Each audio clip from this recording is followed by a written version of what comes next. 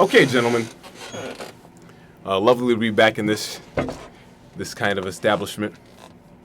First podcast in a while. I had to bring back an old relic and a new fella. Relic is crazy. And today we're going to be talking about African masculinity. Our first question is just for general definitions. I just want to just start out by asking, what is masculinity? How should I start? It doesn't matter who starts. I was putting it out there. To left or right?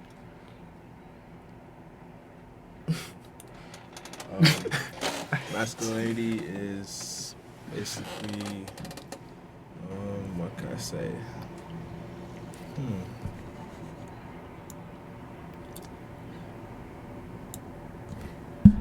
I'll go if you don't want to go first. There you go. I think it's the art of being a man and the aspects of manhood and what makes a man in his society. And masculinity encompasses every man's life, and I feel that it's important to talk about because it's always talked about in a positive light, and it should be something that it should be discussed among men of our age and just different ages. Yeah, I feel like masculinity is basically how you take on the world, basically how you go about things, like your look towards women, the looks, like, just get it, I don't know, but masculinity is what we base our decisions off of, how you are perceived. So that's what I think. So I'm in agreement. I agree. It's definitely the way in which we're perceived by our society. But do you guys feel like masculinity is like a made-up construct, or you feel like it's like inherent to the nature of, men in general? I think psychologically speaking, it's a made-up concept that has been with us since the age of dawn. Basically, it's caveman era, and being the sole provider, the breadwinner. That's what tends to be a masculine perception of what men are, and just being dominant, being a caretaker, being controlling, being headstrong, being the first person to do whatever, being a trailblazer, and that comes with good and bad things and good and bad aspects. But I think it is made up, but it's just so ingrained in our society today that it's become more tangible in a way. Yeah. More tangible, as in what you can change an altered definition of it. I think most definitely. You can definitely change an altered definition of masculinity, especially in 2023. And I think it's become more I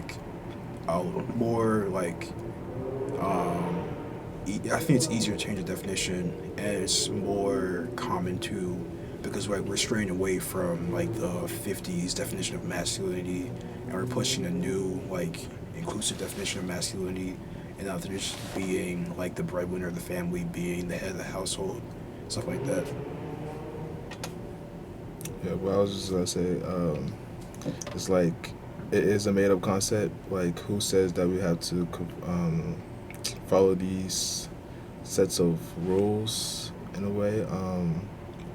So do we really have to follow? Do we what is really masculinity when we think about what is it really a real concept? Do we have to follow it, or can we basically we can make up our own definition of masculinity? We just could be what we think should be the right way to take on things. It doesn't even have to be masculine, just your own mindset. It's not really. So you feel like masculinity puts us in a box? Exactly, yeah. So you feel like we should just express ourselves however we see fit? Yeah. That's a great statement. I think masculinity is put us in the box, especially in African culture, because your parents see you, if you're a son, you have a set role in the household. Mm-hmm. And for me, I've definitely experienced that. My dad always told me that I have to go to work with him. Since the summer of 8th grade, I've been going to work with him because it's a man's job, it's a man's role to provide for your family. He's trying to instill that into me, at a young age. And a woman's supposed to stay home in an African household and the man's supposed to like go out and do the work, care for the family, be the breadwinner, get back the money and shit like that. And like that has been instilled in me, like has like boxed me into one like particular role. But I think I've like branched out from that since going to high school and college probably. Yeah. Yeah, I would say once you start going off of what your African dad wants for you, they see it as feminine in a way. So they now start questioning whether you're basically straight or gay, that's the toxic part about it. It's like it doesn't feel good. Like you have to conform to those rules to be acceptable to your own family, basically. Yeah, they think ear piercings is feminine. Yeah, exactly. And like, and like, Yeah, my dad drew the line at hair dyeing. That's Oh, yeah. that's a lot. Yeah, that's it. But like, I was allowed to get my But so do you feel like it has to do with like a strict set of rules, or is it just listening to whatever your father says in general? I think since they're so ingrained in that culture that like they don't see any other way as being correct, so they have to like they want to spread that and reciprocate that to their child because they believe that's the right way to go about things, and that might always be true. And I think that it is a strict set of rules, but at the same time, listening to your parents about what masculinity is to you can be definitely like challenging. And I feel like it's not like fair to the kid, like whether you're a boy or a girl, whether to just like be brainwashed basically what masculinity is. 'Cause you have to like find that out for yourself and figure that out for yourself as you grow and as you get older. Yeah, I would say it's generational. So it's like what their father taught them, and now what they're teaching their kids, and the space where they grew up, which is Africa, is like everyone followed the same set of rules. But now that we're here, and we're first gen, there's so much different Like types of Yeah, masculinity. types of exactly. men. So They we haven't seen can, that. yeah, we're not really, we can like branch out from the box basically. So, and they really don't know that part because they was raised in a box for their whole entire life. Basically. So do you think there's ever going to be a point where they start to, open their minds a little bit more? Hell no. Nah. My parents are too headstrong on their Exactly. values, and like tradition is number one. It's like without a doubt the most important thing, and they'll stick by that, whether that be like negative or positive. Like where I have like the bad sides, and like your perception of the world, like your worldview as an African parent especially, does not change in my opinion, in my like experience, and I see that never changing. Like I know how headstrong my parents are on their like core values, and that's definitely one big one. And they can't really like experience like the change of different masculinities because like they're so like stuck in their own ways, and it's just anything's like still like Africa back in their own day, and they can't see the growth of like different types of masculinity, so it's hard for them to accept that that's true masculinity. So do you feel like, well, just based on your like fathers and how they are, do you feel like what they're doing is healthy? In terms of like how they go about their masculinity, is it a healthy thing? I've never seen my dad cry, to be honest, and I think like that's something that we need to talk about because it's hard for men to show emotions, and like most African parents are stoic as hell. They don't show emotion, they don't express feelings, and I don't know if he sees that as healthy, but I think that it's somewhat unhealthy. Like you can go about your day like not worry about your masculinity 24/7, but like you might have a breaking point at some time and you don't know what to do. You just like hide your feelings for the rest of your life and be stoic. But African parents like do a really good job at that, in my opinion. Yeah, I would say with mine, at first he didn't really.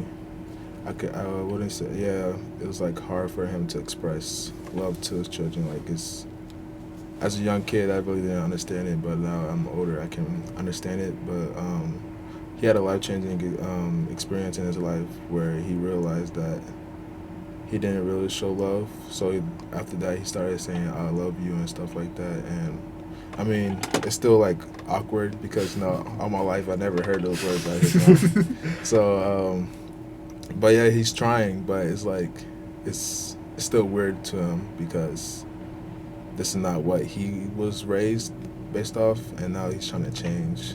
But change is possible. Change is always possible. Yeah, I mean, it always has to be like that one person that starts to break the line. Mhm. You know, I it feel starts like to make change.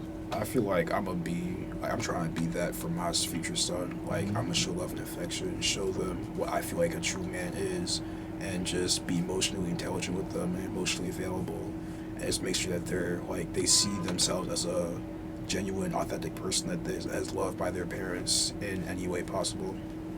Yeah.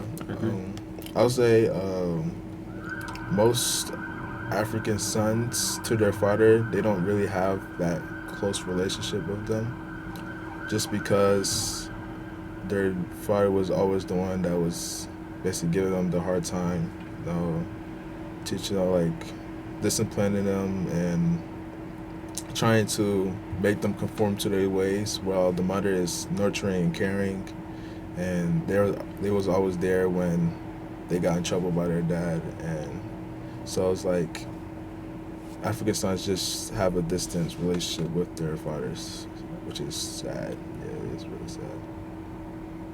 I think that type of thing just goes with like, well, probably not to the same degree, but like the natural archetype of like two-parent household. Like your mother's supposed to be like the soft, gentle, but your father's supposed to be like the enforcer. Like you get in trouble, you might like go to your mom first just so you get like a lesser punishment. She might tell your dad still, and then your dad's gonna enforce it like tenfold. Like I remember when I used to get in trouble in school, like even after my parents separated, like it would be like I live with my mom, so like the slips or whatever orange slips I got sent home, she would show them to you. She'd be like, all right, I'm gonna just tell your dad. I don't want to deal with it. I'm like, and I'll used to be like, please no, because when I went to his house, it would be like a whole different thing. Just have that thing just sitting out, waiting on me. But yeah, I think it's just like, I don't know. I feel like that's how we're taught it's supposed to be. And with expression, like you say, you never saw your father cry. I don't think I've ever seen my father cry either.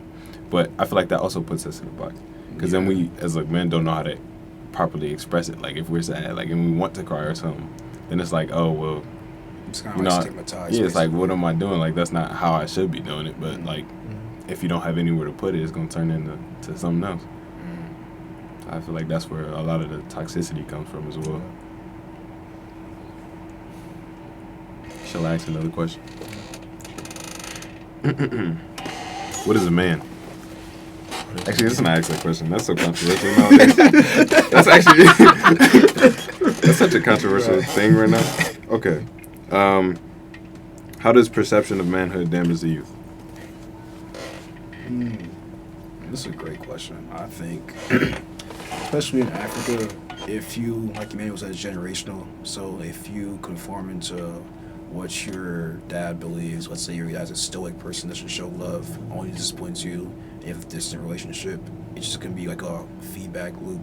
You're going to feel the same way with your kids, and then on and on and on. And then just like, it creates a toxic environment to raise a family. There's no like actual authentic full love in that family. And like your kid can't go to you for problems. They'll probably go somewhere else, probably listen to like some bad advice because they just want to air out their problems, and then they might like get some bad advice from somebody else. And I think it just ruins the chance of having a happy life for the kids and for the family as a whole, for the nuclear family and the extended family. Yeah, I would say it just affects the youth in a negative way, because these things do affect you later on in life. You realize that your parents conform you into being what they call a man, really affect, like, just makes you think that what could have you been if you went another route. That's why a lot of people don't do therapy these days, and like Yeah, I don't believe they in try to therapy. take on their own problems, which is it's hard to do that, and then it does affect them. It can lead into like the serious problems like suicide and stuff like that. So do you guys believe in therapy? Yeah. I think so. Yeah. I think that it would have been best to like go through therapy as a kid, like from what I've experienced. And while I haven't had the chance to go to therapy, I think I'm fine now. But it probably, in some instances, I probably would have needed therapy. But I don't think African parents believe in therapy. They believe that like God can save everything and like fix everything before therapy. And they just see like some random person talking to somebody that you don't know about your own problems. So how that like fix anything? Yeah, I know a lot of Africans, they don't believe in depression.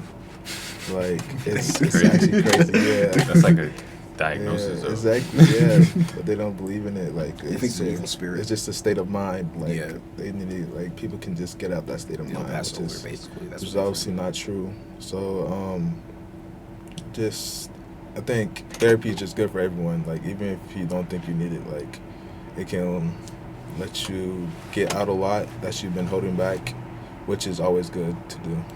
I feel like it also teaches you like ways in which you can express yourself, Exactly, True. yeah. or give you like an outlet for anything. Yeah, I think toxic masculinity in African culture suppresses creativity because, like, as an African son, you're told to be three things: a doctor, a lawyer, engineer, or you're a failure. There's no in between. Exactly, There's yeah. no in between. So, like, if you're boxed into that your whole entire life, then you have to live up to those goals, and like you're stressed out. You're gonna be depressed. You can't control that depression. You can't control that stress because Yeah. like you have to be the one to like help your family get out of the trenches, basically. And like, if let's say you want to be an artist and you have a creative side, your mom and dad don't give a fuck. Your dad does not care about your art. And like, oh, you want to be a musician, or like you want to like create art or like draw. There's no way they're gonna actually like back you with that and like actually support you. They don't see that as like a way to make money. They don't see that as a part of your like personality. So that's another bad thing about masculinity in my eyes. And then also I think toxic Christianity like correlates to toxic masculinity because my mom and dad would always like say that depression isn't real because like it's just like a evil spirit, basically. It's a demon or something. And like it goes along with, I think there's like a Bible verse that says if a man doesn't work, then they're not allowed to eat. And like they like take that literally. So that means if you're a man and you're not doing work and you're not taking care of your family, then like you don't deserve basically like welfare, right? Benefits, basically. And like they use Christianity in defense of their toxicity, which is a bad thing because Christianity shouldn't be used for those negative things. Yeah, I would say it's really hard for the youth to say no to their parents because their parents, they're the one who they look up to. Many of the youth they look up to their parents. So I know for me, I never really said no to my parents. It was always yes, okay. Yeah, exactly. Because you know the consequences after. If I right? said no, I probably, oh my goodness. So- I've never uttered the word no. I would catch something. Just because of that, it's like now you're saying okay, but you know yourself you gotta do it anyways. Like you really don't care.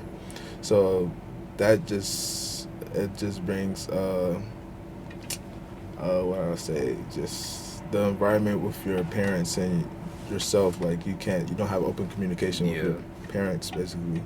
And that's why a lot of people now they can't express to their parents like how they sexuality. Oh yeah. Well, yeah, exactly, That's a because big a lot of African parents, especially African parents, are homophobic. So it's just hard to have that open Relationship. relationship with your parents, because your parents are supposed to be some of the closest people to you. Yeah, and I feel like if you're always being subservient to those people, and then you never get like an outlet to voice your own opinion. True. Once you get to the point where you're like an adult and you actually have kids of your own, that resentment that you build up as a kid is just gonna be projected onto your children. And You like want to your be opinion's more not even controlled. your own. your opinion is literally just your parents' opinion onto you, basically. So everything that they like believe in life is going to be the same thing, all the bad and the good. So it's just how it can be your actual own opinion. So you feel like it strips your individuality? Yeah, most definitely. Especially the people that are in Africa today is like everyone, like there's only like a select few that's different. So everyone is the same. Like they all believe the same thing. Like it's just so. Basically, if it keeps like that, it will never change. Yeah, everyone conforms to society and tradition. Like everybody cares. Like the number one thing that people care about themselves is how people view themselves and like the pride of the family. Yeah. So like if you do something to ruin like your family's pride, then you're obviously done for. Your family hates you, and you just have to conform to societal norms basically. And if you don't conform to that, then you're basically excommunicated and you're ostracized from society because you're seen as different or not normal or strange. Yeah, because what I learned from my dad is like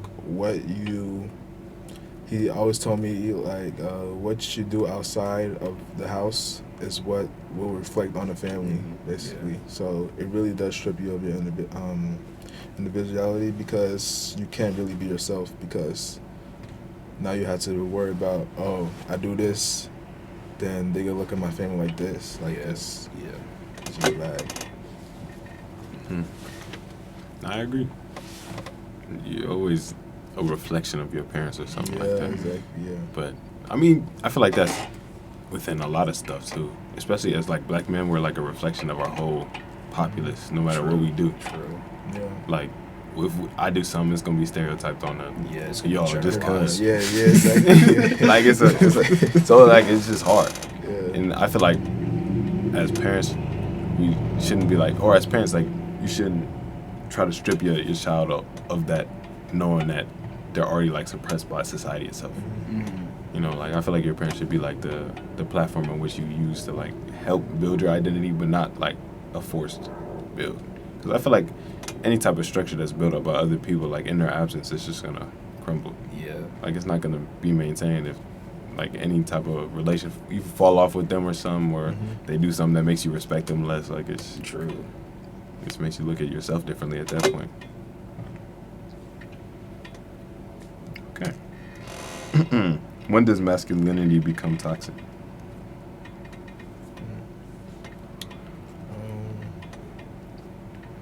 I think when the person himself becomes toxic and like his personality and his actions become toxic. Like, for example, Andrew Tate, he's a perfect example of toxic masculinity. That nigga's god awful. Sneeko and them niggas, like, crazy. They're just god awful. And they're like spreading their misinformation to the youth. And that's dangerous because like they're like malleable and they're creating their identity, and they can like basically take on an Andrew Tate character for the rest of our lives, and then they can become like another Andrew Tate, and that would be god awful because like he's just like he's basically the epitome of toxic masculinity. Mm-hmm. And I feel like definitely actions, that's probably a big one, and yeah, just actions. Yeah, I would say once it becomes where you have to conform to this way or you're not considered a man is when it becomes toxic. Like, I want to dress this way, but if I dress this way, I'm not a man anymore. It's like, who are they to say I'm not a man, and like who gets to decide that? Like that's when it becomes toxic. That's true. I think also when it hurts your personality and like you have cognitive dissonance, like Emmanuel said, like if you can't do whatever you want, and because of the eyes of other people and how people perceive you, because of some societal norms that have happened for a few thousand years, that's unfair to you, and that's very toxic to your own personality, your own identity formation. It's unfair to how you should like portray yourself. So what is a healthy masculinity? Healthy masculinity? Yeah. What does masculinity look like when it's not detrimental? When it's accepting, like they accept. I think inclusive. Yeah, that's probably a good word. Inclusive, like they accept different ways, like every way how anyone express their masculinity, and not conform to one idea, and that's when it becomes healthy. Yeah, because there's no one perfect example of a great man or great masculinity. Masculinity comes in all different like aspects, shapes, and sizes, and I feel like if you can, I think that if you can like pinpoint what a good person is, what a good man is, and like how they are, just how they like portray themselves through their actions, then that's like a good example of masculinity. And just being able to, I think being able to be comfortable in your own shoes, regardless of what anybody says, that's a good point in showing your masculinity and going against societal norms if you need to, because gay men aren't really seen as like masculine men. That's not fair to them because that's a part of their identity. And who are you to say that that's not masculine?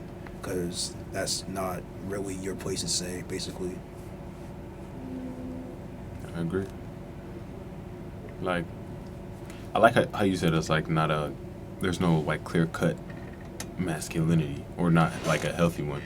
Because like, ultimately, the way I see it, like a respectable level of masculinity would not be in reference to like other people, you know? Yeah. Like, I feel like there's a certain level of respect that comes with people that, you know, don't care about what other people are thinking of them. I feel like that's that type of level of stoicism, not like everything else, but that I think should be like strive for, because that's when you're able to like exert yourself like in a healthy way, especially like to the younger generation, like expressing that like maybe you're not like a monolith of one thing, but you know there's 100 ways to climb a mountain, you know. Okay. How do you think masculinity should be expressed? Now, that's a crazy question. I like this question. This is a hard topic to ask questions about. I'm not gonna lie. What is your specific definition? Actually, that's a crazy question too. I'm incriminating y'all as well. I have a question for you. Do you see like a correlation between Christianity and masculinity in your like personal experience? I have. Yeah. Well, me myself, I'm not conforming, but absolutely. I feel like, you know, the Bible kind of sets it up in a way that makes you think it's supposed to be a clear cut. Yeah. And you know, it was written in a time where, you know, that might have been the case. Mm-hmm. And I feel like there's no adaptivity to a lot of those types of teachings, and it kind of puts us in a box. And I also think that some excerpts are taken like out of context. Like you can easily use a line of the Bible to say like, men are supposed to do this, women are supposed to do this, this, that. But like the whole context is probably like an entirely different meaning. So I mean, if you take it out of context, it can definitely be used to brainwash the youth, and definitely was used during like chattel slavery and stuff like that. So and I would say, I mean, this is like controversial, but I say the Bible should adapt to today's society. Like, the Bible should not, you should not interpret it, the Bible, how it was interpreted like hundreds of years ago, because it's not the same. Yeah, it's just not the same. So you think it should be with that? Like, I like to think of it like as like a book of literature, like a book, but not like a textbook, like not account of what should be, but like, you know, take meaning from what's in it. I feel like it definitely has a lot of meaning to it, but it's too easily malleable to people's minds. And I feel like even if some people who don't even read it, like, but like conform to the religion, just put themselves in that box because they think that the archetype's supposed to go a certain way. And I don't know. I feel like that whole type of male breadwinner, I can respect it. Like, I can attest to that. Of course I want to, because like I feel like that's just it's not a bad thing, but it's like I think it's too far, then like it becomes a problem. Absolutely. But I feel like it's just a pride that we've been like accustomed to as like men from the second we're born. Like, that's just like something that's pushed onto us. So I feel like even if you try to get rid of that, it's like gonna be ultimately difficult. Like that's a lot of relinquishing you have to do. You almost have to get rid of yourself in order to be okay with like not doing anything, you know. Also, I think as a kid, Christianity and like masculinity was both like it both put me in a box by my parents, and I kind of struggled with my relationship with God. Because I really enjoy like going to church every single day, every single Sunday, and just hearing the lessons. And I thought that like the Bible shouldn't be taken literally in some cases because there's some like controversial things that they say in the Bible, and I felt that really like distanced me from God as a kid. And like I struggled to build a like true authentic relationship with God. It wasn't until like high school that I actually became like more in tune with what the Bible actually means and what the Bible stands for, that I had a better connection with God. But I think if I just went through my whole life listening to my parents of what Christianity means, what masculinity means, I would have just been enclosed in that same box, and I wouldn't have really had a strong benefit or a strong like beneficial relationship with God. And that's something that most African parents instill in their kids. Christianity and masculinity go hand in hand. You were this because God made you this way, stuff like that. You can't change that, and it kind of like hurts the identity formation. It hurts the personality. You sometimes have to like go around that to become yourself. I agree. I feel like if God made you in a way, then you're the way that God wanted you to be, you know? So I don't know, it's like that box that the archetype, it doesn't make sense. It's kind of a contradiction. How are you sense. God made you this way, so you have to act like the way that you aren't currently, which is kind of weird. But yeah, it's all like, because it really depends on how people interpret it. Like, because some people say, oh yeah, God made me this way. Another person's gonna say, oh, God wanted you to be this way, but the devil made you this. Like, it's just, it can get really controversial. But like that's just like, then they just, it's like he say, she say at that point. Yeah, like, exactly. Like what if you reverse that on, like, what if you said that to your parents? What happened? If they say like, God wants you to be this way, I know the devil made you think that way. Like, what's going on after that? I'm not yeah, it's like shit. No. I know some African parents will be like, oh yeah, like they are definitely homophobic and transphobic, and like they'll use like God as a justification. They'll be like, God made you a boy, why you want to be a girl? That's not. You're just saying God is like made us a mistake. God is wrong. That's unfair to God. He's always perfect and He knows everything. So how are you feeling that God made a mistake? And I was like, I just didn't understand how that's fair. How it correlates to the human being. Because if the human being is made in God's image and God made him that way, and it allowed him to have that thought to do that, or even have the possibility. They can't like really like comprehend that. Maybe you feel some certain way, and all things are possible. Yeah, I don't know. It's all a big box that they try to put us in. But yeah, definitely. With like, do you think it's prevalent in a lot of other religions in terms of like the role? Well, it's actually in Islam. It's like that too. Yeah, I think so. It's not like, I know like it's perceived to be crazy. I know, like, this stereotype is crazy, but when looking into it, it's not like, I don't know. Some of it doesn't make sense. Like, bride prices. Oh, yeah. What do y'all think about that?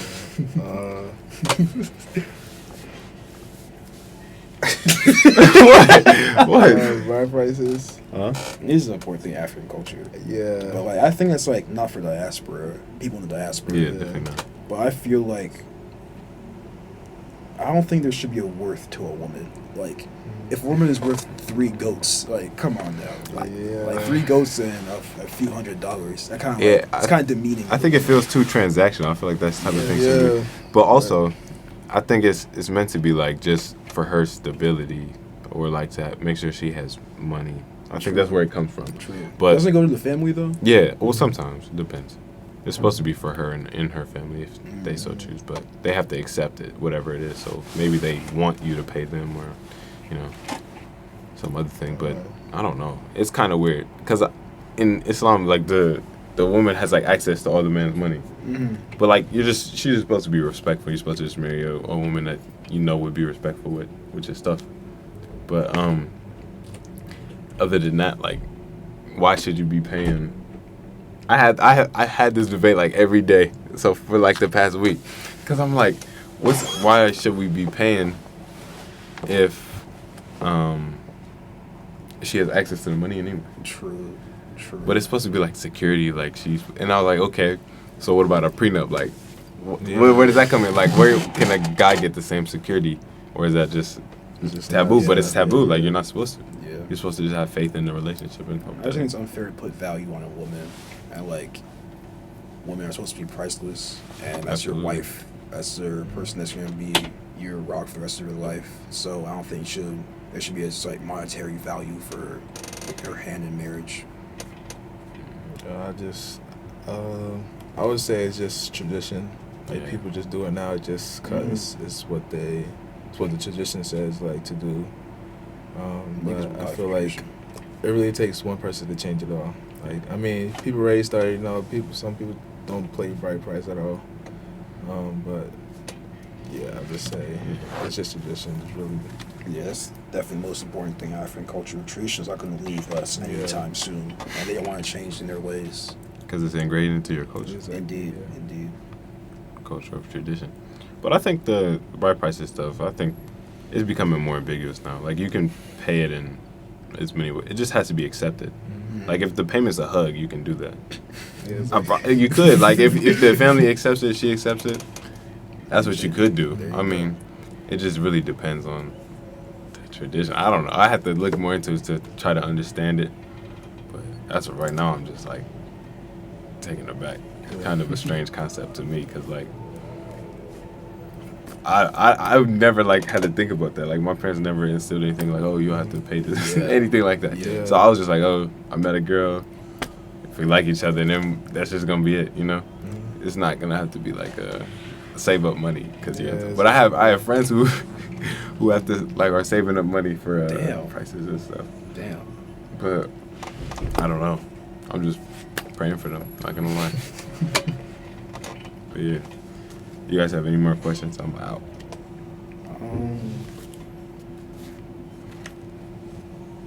I think the question I have for you is how much masculinity, how much of the definition of masculinity do you take from your father? That's a tough question, man. I want to say a little and a lot. It's kind of tough because I don't necessarily think I emulate him. But, like, I do respect some of the stuff he does. I think I just take it in part and try to make my own definition of what I think it should be, because I definitely think I'm a lot more expressive. And I think I want to remain that way, and, you know, it's not always a bad thing, but, you know, we're all somewhat products of our environment to, like, even a small degree. So I think it's just because I grew up in a different place with, like, better circumstance. So I think I don't think I derive too much, but, you know, a respectable amount. Yeah, I say a good amount too, because I try, like, to do better than my father did, but like, stuff is like in the back of my head. I'm like, damn, my dad wouldn't accept this. Like, you know, I was like, because this is what I've been taught my whole life. Like, so it's hard to, like, get out of that way of thinking. So yeah. How about you? I think, like you said, it's a little and a lot, and I try to find the good qualities of masculinity, like caring for your family and staying out late at work just to make sure you have food on the table for your family, providing for your family, and just trying to be there for your family. I try to, like, emulate that, but I am my own man. I'm not going to be an exact carbon copy as my father, nor do I want to be, because there are some bad and some good. And I just try to find the good and learn the rest some way, somehow. Some way, somehow. That's valid. You guys have any closing remarks? Anything you want the general public to know? Masculinity is what you make it to be, and nobody can tell you otherwise. So if you're African in an African household, you are your own person, and you can find your own identity regardless of what your parents think of you or regard what your parents try to instill on you. Like, I'm not saying don't like respect your parents. Of course, you gotta do Right. that. But you are your own person. At the end of the day, it's your life. You get to control who you want to be, whether that be something that your parents don't agree on. So be it. It's your life, and you get to live it how you see fit. I appreciate you too. Thank you for having us. I wanted a handshake, but you know, this is a podcast studio, bro. Oh Oh, shit. yeah, of course, of course, of course.